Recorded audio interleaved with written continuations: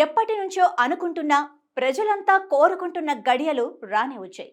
పాకిస్తాన్ ఆక్రమిత కశ్మీర్లోకి భారత సైన్యం ఎంట్రీ ఇచ్చినట్టు సమాచారం అందుతోంది. దీనిపై ఇంతవరకు అధికారిక ప్రకటన రాకపోయినా భారత్ సైన్యం మాత్రం ఆ ప్రాంతంలోకి వెళ్లి ఉగ్రవాదుల భరతం పట్టే పనిలో ఉందని తెలుస్తోంది. మరోవైపు భారత్ చేస్తున్న దాడులకు పాకిస్తాన్ వణికిపోతోంది. చైనా ఇచ్చిన పేలని బాంబులతో యుద్ధం చేస్తున్నట్లు ఆ దేశ ప్రజలకు కలరింగిస్తోంది. ఆ దేశ మీడియాలో హైప్ క్రియేట్ చేస్తోంది. భారత్ను కవ్వించి తప్పు చేసిన పాకిస్తాన్ దానికి తగ్గ ఫలితాన్ని అనుభవిస్తోంది.